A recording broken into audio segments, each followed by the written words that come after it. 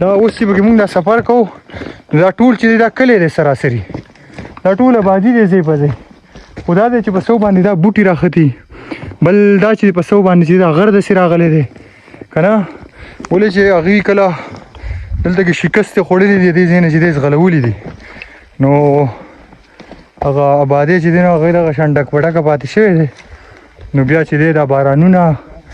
او دا چې کېدل د وخت سره نو دی خو په زرګاو کلونه وشو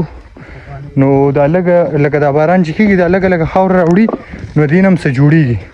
نو دا چې دی هغه آبادی پټ کړی دی دا وګورئ دا چینه ده ښه ټوله نو همیشه چې زه کله هم داسې اثار قدیمې ته ورغلی یم نو لازم چې دی هلته د اوبو یو چینه لازمي ولې چې دی همیشه په داسې ځای ژوند کړی دی چې یو به بالکل ټاپ و هر ځای به ښکارېدو او بل به هلته چینه هم وه چې لکه د اوبو څه کمې به ورته نه و دا وګورئ دا ځای چیک کوي دا چې دی دا د اوبو د چینې هغه مین ځای چې کم دی دا اوس ټوله چینه ده په دې ته داسې وګورئ نو دا ګیر چاپېر ورته دیوار دی خو دا بوټي دي نو په دې بوټو باندې دیوار پټ دی نو که چېرې دا نه وي نو دا به اوس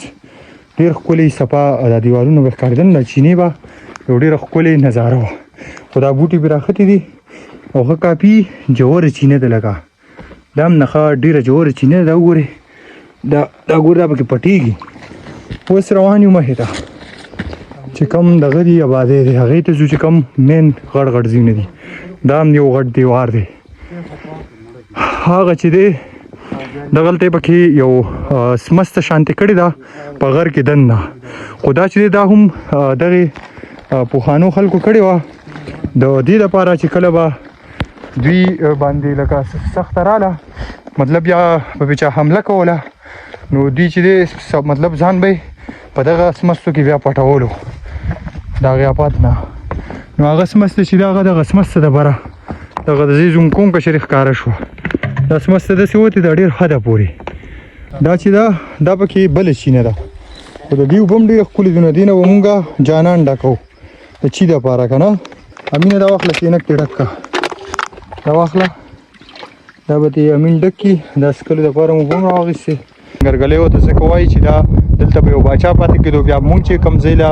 اوس راغلي وو دا ویلاګو پرې جوړ کړو نو د دې ځای نوم مناره دی بیا په دې دا یو کلی دی ټول لکه ډېر غټ کلی دی ما تاسو وویل چې 40 منټ که 45 منټ چې دی موږ پکې هایک وکړو نو لکه د دې ځای نوم یې مناره ورکړی ولې چې هغه مناره چې کوم و هغه د دې کاپیرانو د باچا چې کوم مطلب باچا یې و نو د هغه لور و د هغې نوم و نو دې ځای له ځکه مناره نوم ورکړی نو که ویډیو هم خوښه شوي نو مخې ته یې سره شیر کوئ لایک کمنټ هم وکړئ که د اوسه پورې زموږ پیج چانل یې فالو کړی نو فالو یې کوئ د بل ویلاګه پورې د الله په امان